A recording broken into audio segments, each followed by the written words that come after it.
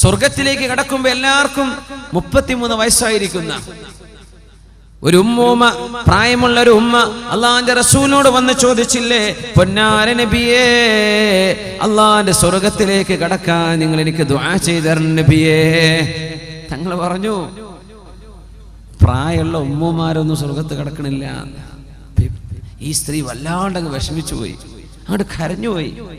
നബി തങ്ങൾ അവരെ വിളിക്കാൻ വേണ്ടി പറഞ്ഞു, ഇങ്ങോട്ട് വരിൻ. ഞാൻ പറഞ്ഞതേ നിങ്ങൾ സ്വർഗത്ത് പോകില്ല എന്നല്ല, സ്വർഗത്ത് പോകുമ്പോഴേ ഈ പല്ലൊക്കെ പോയ അവസ്ഥയിലൊന്നല്ല, നല്ല 1-ാം നമ്പർ ചെറുപ്പക്കാരിയായിട്ടാണ് നിങ്ങൾ സ്വർഗത്തിൽ കിടക്കുക. നിങ്ങളുടെ ഈ വാർദ്ധക്യത്തോടുകൂടെ സ്വർഗത്തിൽ കിടക്കൂല. തങ്ങൾ തമാശ പറഞ്ഞതാ സല്ലല്ലാഹു അലൈഹി വസല്ലം, ഇന്നി ലഅംസഹു വലാ അഖൂലു ഇല്ലാ ഹഖാ.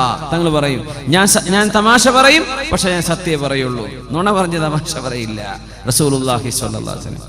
അപ്പോ സ്വർഗത്തിൽ കിടക്കുന്ന വയസ്സ് 33. അത് ആരുടെ വയസ്സാ? ഈസാ നബി അലൈഹിസ്സലാമിന്റെ വയസ്സാണത്. ഭൂമിയിൽ നിന്ന് ഉയരുമ്പോൾ 33 വയസ്സാണ്. എല്ലാവരും അങ്ങനെ ആയിരിക്കുന്ന.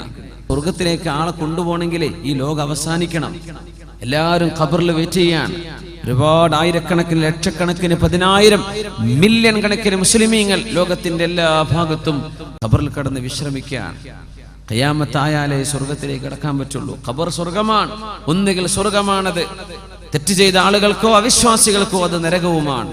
പക്ഷേ അള്ളാഹുവിന്റെ യഥാർത്ഥ സ്വർഗത്തിലേക്കും യഥാർത്ഥ നരകത്തിലേക്കുമുള്ള ആ 2 ഭാഗമാക്കി അള്ളാഹു മാറ്റി നിർത്തുന്നത് ലോകം അവസാനിച്ചതിന്റെ ശേഷമാണ്.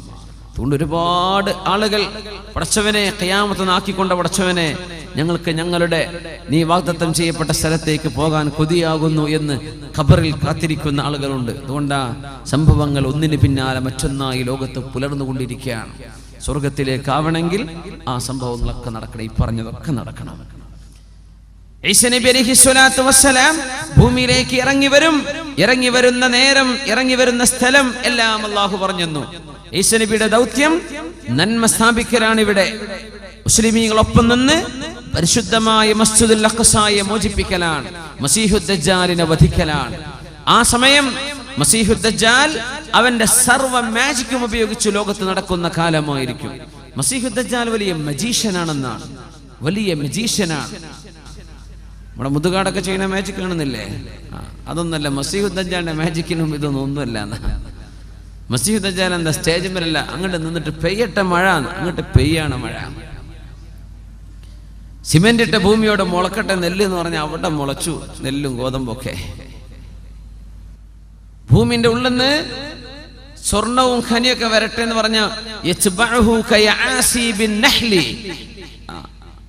തേനീച്ച തന്റെ റാണിന്റെ പിന്നാലെ പോണ പോലെ സ്വർണ്ണ ഖനികളൊക്കെ റോളുകളായി പിന്നാലെ ഉരുണ്ടുകൊണ്ടിരിക്കുന്ന സുബ്ഹാനല്ലാഹ്. ലോകത്ത് സ്വർണം കൂടുതൽ കാണപ്പെടുന്നത് ഖിയാമത്തിന്റെ അടയാളങ്ങളിൽ പറയുന്നുണ്ട്. യൂഷികു അൻ തഹ്സിറൽ ഫുറാതു അൻ കൻസിൻ മിൻ ദഹബിൻ. സ്വഹീഹ് മുസ്ലിമിൽ കാണാൻ കഴിയും. യൂഷികു അൻ തഹ്സിറൽ ഫുറാത്ത് അൻ കൻസിൻ മിൻ ദഹബിൻ. ഇറാഖിലെ യൂഫ്രട്ടീസ് നദിയിൽ നിന്ന് സ്വർണത്തിന്റെ വലിയ ബ്ലോക്കുകൾ കാണപ്പെടും. കഉസ്തുവാനാത്തി ദഹബി. സ്വർണത്തിന്റെ വലിയ പില്ലറുകൾ യൂഫ്രട്ടീസ് നദിയിൽ നിന്ന് കണ്ടെത്താൻ പോകുന്നു എന്ന് പരിശുദ്ധ റസൂലുള്ളാഹി സ്വല്ലല്ലാഹു. അധിനിവേശ രാജ്യങ്ങളാണതൊക്കെ. അമേരിക്ക അടക്കമുള്ള രാജ്യങ്ങൾ കണ്ണുവെച്ചിരിക്കുന്ന പ്രദേശമാണത്. അവരുടെ റേഡിയോ സിഗ്നലുകൾ കണ്ടെത്താൻ പറ്റും ഭൂമിയിൽ എവിടെയാണ് സ്വർണമുള്ളത്. ഇറാഖിനെ ഇങ്ങനെ പിടികൂടാൻ കാരണം പോലും ഇറാഖിന്റെ ഉള്ളിൽ കിടക്കുന്ന സ്വർണത്തിൽ കണ്ണുവെച്ചുകൊണ്ടാണെന്ന് ചില പത്രങ്ങൾ അത് എഴുതി വിട്ടിരുന്നു. യൂഷികു അൻ തഹ്സിറൽ ഫുറാത്ത്. തങ്ങൾ പറഞ്ഞു, മുസ്ലിമീങ്ങളെ നിങ്ങൾ ആരും അതെടുക്കരുത് കേട്ടോ. ഇറാഖിന്ന് എന്ത് ചെയ്യണ്ട, ഈ സ്വർണം നമ്മളോട് എടുക്കരുതെന്ന് പറഞ്ഞിട്ടുണ്ട് റസൂലുള്ളാഹി സ്വല്ലല്ലാഹു അലൈഹി വസല്ലം. നിങ്ങൾ തുടരുത്. സ്വർണത്തിന്റെ ഖനികൾ കൂടിക്കൊണ്ടിരിക്കുന്ന തേനീച്ചയുടെ റാണിക്ക് പിന്നാലെ തേനീച്ച കൂട്ടമായി പറക്കുന്ന പോലെ മസീഹുദ് ദജ്ജാലിന്റെ പിറകെ സ്വർണവും വെള്ളിയും അത് റോളുകളായി അവന്റെ പിന്നാലെ നടന്നുകൊണ്ടിരിക്കും. ജീവനുള്ള മനുഷ്യനെ മുമ്പിലേക്ക് കൊണ്ടുവന്ന്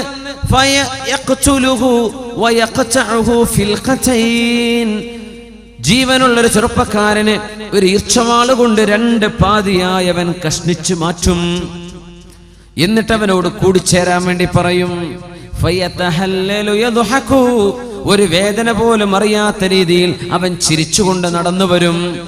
ഈ അത്ഭുതങ്ങളൊക്കെ ചെയ്തിട്ടവൻ പറയും, ഞാൻ അല്ലാഹുവാണെന്ന് നിങ്ങൾ വിശ്വസിക്കുന്നില്ലേ? ഞാൻ അല്ലാഹുവാണെന്ന് നിങ്ങൾ വിശ്വസിക്കില്ലേ? മുഅ്മിനീങ്ങൾ പറയും, അൻത മസീഹുദ് ദജ്ജാൽ, നീ കള്ളനായ ദജ്ജാലാണ്. ഞങ്ങളുടെ അല്ലാഹു തആല അല്ലാഹു ഉലുവൻ കബീറ, ഞങ്ങളുടെ പടച്ചവൻ ഇതല്ലല്ലോ.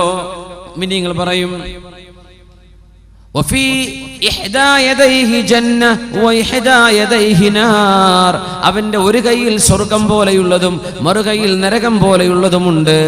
അവനിൽ വിശ്വസിക്കാത്തവരെ നരകത്തിലേക്ക് അവൻ എറിയും, അവന്റെ കയ്യിലെ നരകം. പക്ഷേ സത്യവിശ്വാസികൾക്ക് ഒരൽപ്പം പോലും അത് പോറലേൽക്കില്ല. ഇബ്രാഹിം നബി അലൈഹിസ്സലാമിന് തണുപ്പായി മാറിയ പോലെ അവന്റെ തീ അവർക്ക് തണുപ്പായിരിക്കും. കടുത്ത പരീക്ഷണാണ്. അത് മാത്രമോ, അവനിൽ വിശ്വസിച്ച ആളുകൾക്ക് ഇഷ്ടം പോലെ പൈസ കിട്ടും, സമ്പത്ത് എമ്പാടും വർദ്ധിക്കും, അവിടെ കച്ചവടത്തിൽ വലിയ വർധനവ്. അവനിൽ വിശ്വസിക്കാത്ത ആളുകൾക്കാണെങ്കിലോ കൊടിയ ദാരിദ്ര്യവും വരും. ഇത് അല്ലാഹു ചെയ്യുന്ന പരീക്ഷണമാണ്. ഇതല്ലാഹു ചെയ്യുന്ന പരീക്ഷണമാണ്. ഖിയാമത്ത് നാളിനോടടുക്കുമ്പോൾ ഈസ നബി അലൈഹിസ്സലാമിന്റെ പക്ഷം ചേർന്ന് നിന്ന് ബൈത്തുൽ മുഖദ്ദസിന്റെ മോചനത്തിന് വേണ്ടി യുദ്ധം ചെയ്യാൻ പോകുന്ന മുഅ്മിനീങ്ങളെ കടഞ്ഞെടുക്കലാണ് അല്ലാഹുവിന്റെ ഡ്യൂട്ടി. ലാ ഇലാഹ ഇല്ലല്ലാഹ് മുഹമ്മദുർ റസൂലുള്ളാഹ് എന്ന് ഉറക്കെ വിശ്വസിക്കുകയും അത് ഖൽബിൽ തറക്കുകയും ചെയ്ത് മസ്ജിദുൽ അഖ്സായുടെ മോചനത്തിന് വേണ്ടി ചോര കൊടുക്കാൻ തയ്യാറുള്ള മുസ്ലിമീങ്ങളായ ആളുകൾ മാത്രം ബാക്കി നിന്നാൽ മതി. ഈമാൻ കുറവുള്ള ആളുകളൊക്കെ പൊയ്ക്കോട്ടെ, അവർ മസീഹുദ് ദജ്ജാലിന്റെ കൂടെ. ഈമാൻ ഉറപ്പുള്ളവർ മാത്രം നിന്നാൽ മതി. നബി തങ്ങൾ പറഞ്ഞു, മസീഹുദ് ദജ്ജാലിനെ കണ്ടാൽ നിങ്ങളാരും കൊതിയോടുകൂടെ ഞാനൊന്ന് കാണട്ടെ എന്ന് വിചാരിച്ച് റോട്ടിലേക്ക് ജാഥ കാണാൻ ഇറങ്ങുന്ന പോലെ മസീഹുദ് ദജ്ജാലിനെ കാണാൻ നിൽക്കരുതേ. അവരവരുടെ വീടുകളിലേക്ക് പോയി വാതിലടച്ച് ഇരുന്നു കൊള്ളണം. അവനെ കാണേണ്ട അവസ്ഥ വന്നാൽ സൂറത്തുൽ കഹ്ഫിന്റെ ആദ്യത്തെ 10ഓളം ആയത്തുകൾ അവർ ഓതിക്കൊണ്ടിരിക്കണം. അതുകൊണ്ട് സൂറത്തുൽ കഹ്ഫിന്റെ ആദ്യത്തെ 10 ആയത്ത് പഠിച്ചോളി, മനപ്പാടാക്കിക്കോളി. എപ്പോഴാ വരിക എന്നറിയില്ല. കാഞ്ഞങ്ങാട് ടൗണിൽ എത്തുമ്പോഴേക്കാരൻ ദജ്ജാൽ അവിടെ ലാൻഡ് ചെയ്തിട്ടുണ്ടാവുക, പറയാൻ പറ്റില്ല. അവൻ നടക്കുന്നത് അങ്ങനെയാണ്. ബസ്സും കാറൊന്നും ആവശ്യമില്ല. സൂറത്തുൽ കഹ്ഫിന്റെ ആദ്യത്തെ ആയത്ത് 10 ആയത്തുകൾ. വേറെ റിവായത്തിൽ വന്നു അവാഖിറ സൂറത്തുൽ കഹ്ഫി, സൂറത്തുൽ കഹ്ഫിന്റെ അവസാനത്തെ ആയത്തുകൾ 10ഓളം ആയത്തുകൾ. ഇത് നിങ്ങൾക്ക് ഓതാൻ കഴിഞ്ഞാൽ ലാ യദുറുഹു, ഈ ദുഷ്ടനായ മസീഹുദ് ദജ്ജാലിന്റെ ഫിത്ന, അതുപോലത്തൊരു ഫിത്ന മുസ്ലിം ലോകം കാണുകയില്ലെന്നും,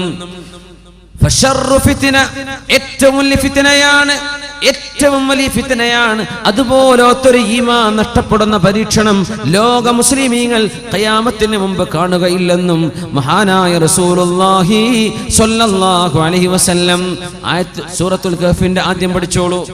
സൂറത്തുൽ കഹ്ഫ് മസീഹുദ് ദജ്ജാലിന് കാവൽ കിട്ടുന്ന സൂറയാണെന്ന് മഹാനായ റസൂലുള്ളാഹി സ്വല്ലല്ലാഹു അലൈഹി വസല്ലം ഹദീസിൽ വന്ന വിവരം നമ്മൾ ഈ പറയുന്നത്. ആളുകൾ ഇതിനെ പല നിലയ്ക്ക് വ്യാഖ്യാനിക്കും. ഇമ്രാൻ ഹുസൈൻ, അദ്ദേഹമൊക്കെ മസീഹുദ് ദജ്ജാലിന്റെ വിഷയത്തിൽ തെറ്റിദ്ധാരണ പിടിപെട്ട ഒരു പണ്ഡിത, ഇംഗ്ലീഷിലൊക്കെ വേണമെന്ന് പറഞ്ഞ ഒരാളുണ്ട്, ഇമ്രാൻ ഹുസൈൻ. ചെറുപ്പക്കാർക്ക് പറയുന്നതായിരിക്കും. അദ്ദേഹമൊക്കെ ഹദീസിൽ നിന്ന് മാറിയിട്ട് ദജ്ജാൽ എന്ന് പറയുന്നത് ഇസ്രായേലിന്റെ ഭരണമാണെന്നും അമേരിക്കൻ ഭരണമാണെന്നൊക്കെ അതിനെ വ്യാഖ്യാനിച്ചിട്ടുണ്ട്. അത് ശരിയല്ല. ഹദീസ് പച്ചയായ വന്ന വിഷയമല്ലേ. അത് ആളുടെ പേരാണ്, ഒരു മനുഷ്യന്റെ പേരാണ്. അവൻ ജീവിച്ചിരിപ്പുള്ള ആളാണ്. അവന്റെ മുഖം ഇങ്ങനെയാണ്, അവന്റെ കണ്ണിങ്ങനെയാണ്, അവന്റെ ചേലും കോലവും ഇന്നത്, അതൊക്കെ പറഞ്ഞു തന്നിട്ടുണ്ട്. അതുകൊണ്ട് അതിനെ ദുർവ്യാഖ്യാനം ചെയ്യേണ്ട ആവശ്യമില്ല. അതങ്ങനെ തന്നെ മനസ്സിലാക്കിയാൽ മതി. ഷാബുൻ ഖത്തത്തുൻ, അവൻ മുടി ജട പിടിച്ച ആളാണ്. അവറു ഐനിൽ യുംന, അവൻ വലത് കണ്ണ് മൂടപ്പെട്ടിട്ടുണ്ട്. പിന്നെ ഒരു കണ്ണ് ബാക്കിയുള്ളത് ഐനുഹു കൈനബിൻ ത്വാഫിയ, ഒരു മുന്തിരി തള്ളി നിൽക്കുന്ന പോലെ തള്ളി നിൽക്കുന്ന കണ്ണുള്ള ആളാണ്. മക്തൂബുൻ ബൈന ഐനൈഹി, അവന്റെ 2 കണ്ണുകൾക്കിടയിൽ നെറ്റിയിൽ എഴുതവെക്കപ്പെട്ടിട്ടുണ്ട് ഖ ഫ റ, 3 അക്ഷരങ്ങൾ എഴുതിയിട്ടുണ്ട്. ഖ ഫ റ, കഫറ, അവിശ്വാസിയായിട്ടുണ്ട് എന്ന, അവിശ്വാസിയാണെന്ന അടയാളമുള്ള, അത് അർത്ഥം കൊടുക്കുന്ന കഫറ എന്ന 3 അക്ഷരങ്ങളുണ്ട് അവിടെ.